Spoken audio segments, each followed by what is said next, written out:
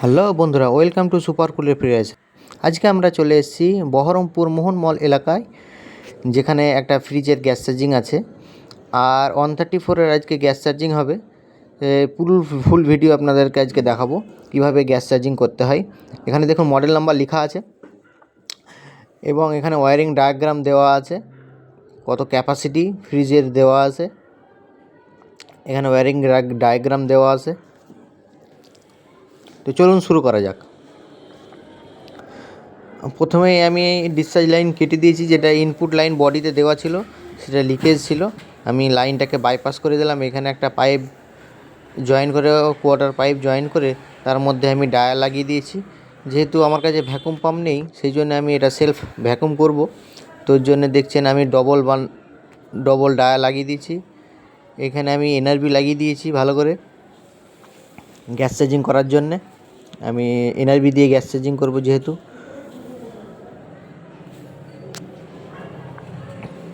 ভালোভাবে কেমন জয়েন্ট হয়ে গেছে দেখুন, সুন্দরভাবে। আর ক্যাপিলারি ভালো করে জয়েন করা হয়ে গেছে ফ্লাশিং করার পরে, দেখতেই পাচ্ছেন।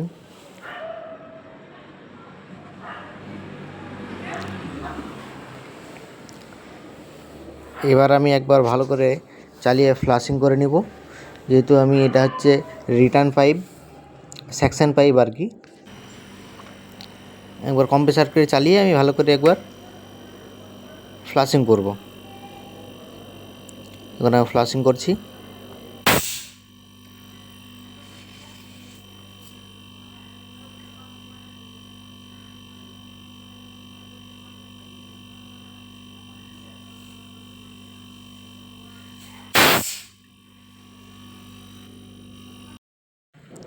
সেরকম কিছু বেরোলো না।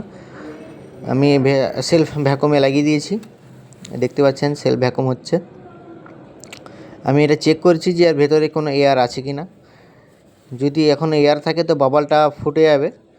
তো বারবার দেখে চেক করে নিচ্ছি। দেখুন, যদি ভ্যাকুম হয়ে যায় তো এরকম বাবালটা এরকম হবে। আপনারা বুঝে নেবেন যে এটা ভ্যাকুম হয়ে গেছে। প্রপার ভ্যাকুম পাম্প দিয়ে ভ্যাকুম করা উচিত। যেহেতু আমার কাছে ভ্যাকুম পাম্প ছিল না, সেই জন্য আমি সেলফ ভ্যাকুম করছি।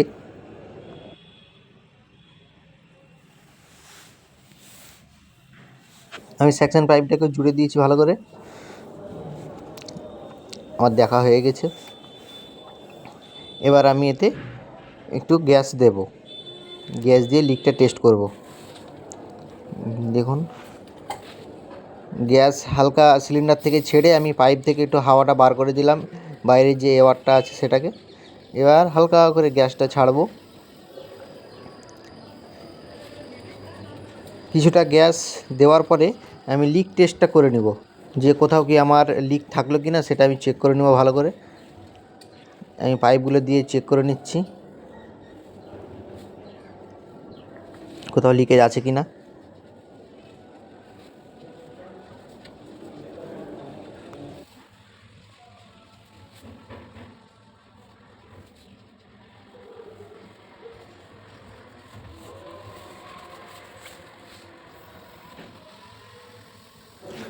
আবার আমি গ্যাসটা দিয়ে দিলাম, গ্যাসটা ছেড়ে দিলাম, 40 পর্যন্ত গ্যাস দিয়ে দিলাম।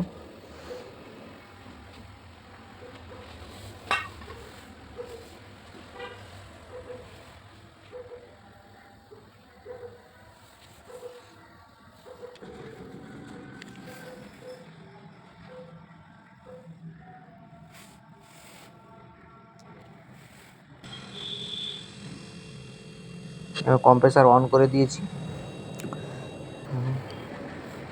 আমি টেম্পারেচার মিটার লাগিয়ে দিয়েছি, কুলিং কয়েলের টেম্পারেচার কত আসছে সেটা দেখার জন্য। দেখুন কত সুন্দর টেম্পারেচারগুলো ডাউন হচ্ছে, কনডেন্সারটাও হিট হচ্ছে ঠিকঠাক।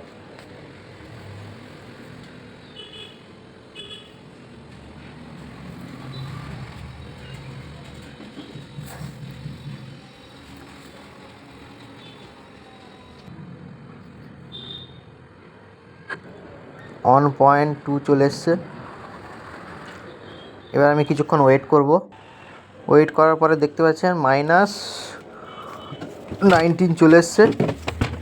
আমি খুলে একবার দেখে নিলাম ডিপ যে কেমন হচ্ছে। আমি কিছুটা জল দিয়ে দিয়েছিলাম, দেখুন বরফ জমতে শুরু হয়ে গেছে, বরফ জমতে লেগেছে, উপরেও আইস এসছে। ব্যাক প্রেসারটা 0 থেকে 10-এর মধ্যে রাখবেন সবসময়। আমি 0-র মধ্যে রেখে চার্জিং পাইপ খুলে দিলাম।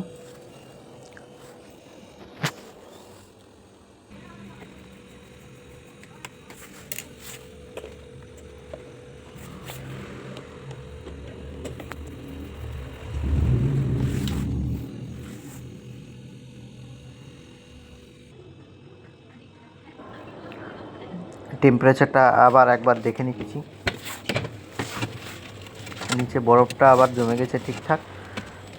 ওয়েট করার পরে